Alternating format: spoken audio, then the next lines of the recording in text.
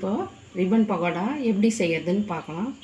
ஒரு டம்ளர் அரிசி மாவு, இது சாதாரணமாக நிழலில் உலர்த்தி மிஷினில் கொடுத்து அரைச்சி வந்திருக்கேன். இது ஒரு டம்ளர் எடுத்துக்கோங்க. நீங்கள் உங்கள் வீட்டு அளவுக்கு ஏற்ற மாதிரி முதல்ல செய்யும்போது கொஞ்சம் கொஞ்சமாக செஞ்சு பழகிக்கோங்க. இது ஒரு டம்ளர் எடுத்திருக்கேன். கடலை மாவு ஒரு டம்ளர் எடுத்திருக்கேன். தேவையான அளவு உப்பு, கேசரி பவுடரும் ஒவ்வொருத்தர் வேணான்றாங்க, ஒவ்வொருத்தர் போட்டுக்கிறாங்க, அது உங்கள் இஷ்டம். மிளகாத்தூள் வெறும் மிளகாத்தூள் இது ஒரு சின்ன டீஸ்பூன் அளவு எடுத்திருக்கேன். பெருங்காயம் ஒரு அரை டீஸ்பூன் எடுத்திருக்கேன். இது தேவையான அளவு எள்ளு, அவ்வளோதான். இதுக்கு 7 தேவையான அளவு பொருட்கள். இப்போது பிசைஞ்சு தண்ணி ஊற்றி தேவையான அளவு இந்த பதத்துக்கு கொஞ்சம் பிசைஞ்சு வச்சுருக்கேன். இப்போ அடுப்பை பற்ற வச்சுக்கலாம்.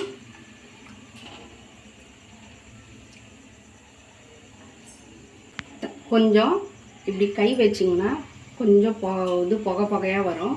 அப்போது இந்த அளவுக்கு இந்த குழிக்கரண்டி எண்ணெய் எடுத்து, சூடான எண்ணெய் எடுத்து ஊற்றி, ஏற்கனவே நான் சொன்ன அளவில் மாவு பிசைஞ்சி வச்சுருக்கேன்.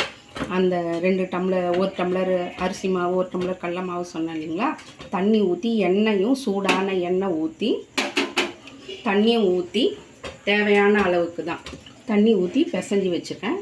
இப்போது எண்ணெய் காஞ்சதும்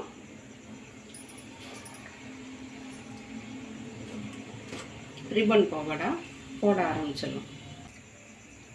காஞ்சிருக்கான்னு பார்க்கறதுக்கு இந்த மாதிரி சின்னதாக இப்படி கிள்ளி போட்டிங்கன்னா தெரியும். மேலே வருதுன்னா கரெக்டாக இருக்குன்னு அர்த்தம்.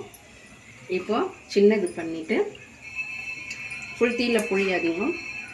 இப்போ நான் புழியிற மாதிரி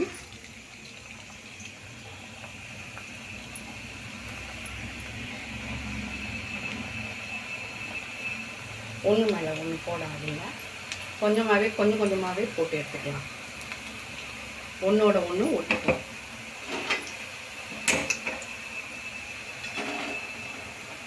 இப்போ செவந்தது வரைக்கும் எடுத்துடுங்க.